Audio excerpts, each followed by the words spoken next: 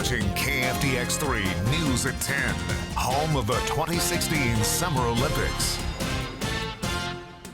Hello everyone, and thanks for joining us. I am Chidi Chaik. Michelle Obama tonight brought delegates to the Democratic National Convention. Welcome back. Today I have with me a special guest. She's a singer and a songwriter, also known as Kiona Wadley. Welcome on the show. They say crimes like this are disheartening to see things they've worked out for stolen from them. And the police are urging you to practice safer habits by locking your door. Beginners come out here every Thursday night to learn how to ride safely for hotter and hell. Just 2 days ago, this was a field. Now it resembles a lake.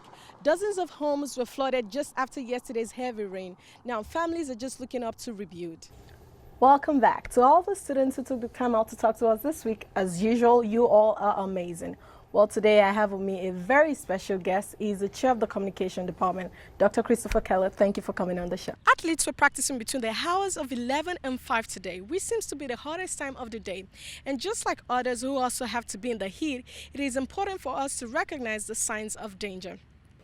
Yes, in the last couple of years, the tiny insects known as bed bugs have become a big problem here, and one exterminator says they seem to be getting worse every day. Employees here at the MPEC could soon be seeing some new management. Welcome back. On today's show, I have with me President of Cameron University, Dr. John MacArthur. Welcome on the show, sir. Thank you. Good to have you. Appreciate the invitation. You're welcome. Just a couple of weeks ago, residents here at Graham were dealing with dirty faucet water, and now they're saying their water bills are outrageous. Graham resident Jonathan Gonzalez says when he opened his water bill this month, he was in shock. My initial reaction was this has to be a mistake. He says he opened a bill that was close to $800, quadruple what it has ever been. I don't think I've ever paid half of that for an electricity bill, even when we're, July and August, even when it was 110 degrees in the past.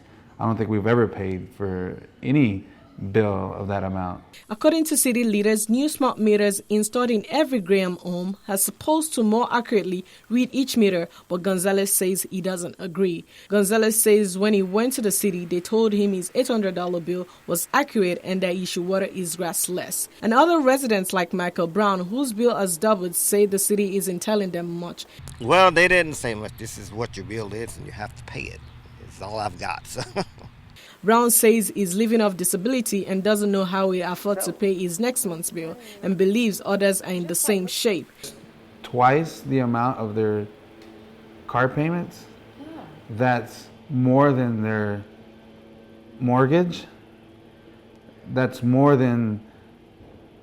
half of what they make a month.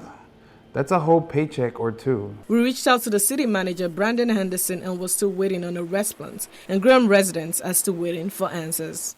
Outside of City Hall, waiting on the city manager to talk to us. Here more on this tonight at 10.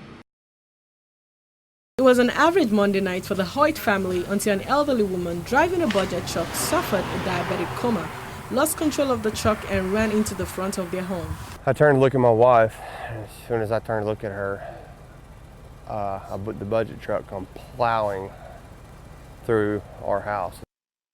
That right there is where I ended up. Kinley Hoyt says he was sitting in his recliner when the truck hit him and threw him into another room. Fortunately, Hoyt only suffered a dislocated shoulder and minor cuts. What if my wife would have been here? What if my kids would have been sitting in my lap watching TV? You start thinking of all this stuff I could have lost everyone. The impact of the truck took out the family's living and dining room and shifted the foundation of the home. Hoyt says he's glad the driver came into the living room, another bedroom, just a few feet away where his two sons were sleeping. The look on their faces, I'll never forget. Hoyt says the driver was a 73-year-old woman traveling from Lubbock. He says her son told him she suffered several broken bones in the accident. I felt bad for her because she's had a rough life from what I was told by her son and other people, but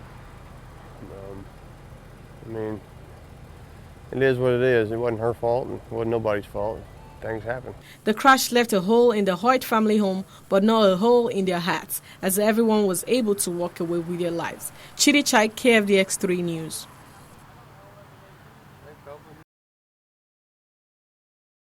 All in favor? Looks like all of me. Congratulations. With that vote, Constable Tom Black was granted a pay raise. I think we came to a fair and equitable decision today. There was a unanimous decision, and that in itself is a good feeling.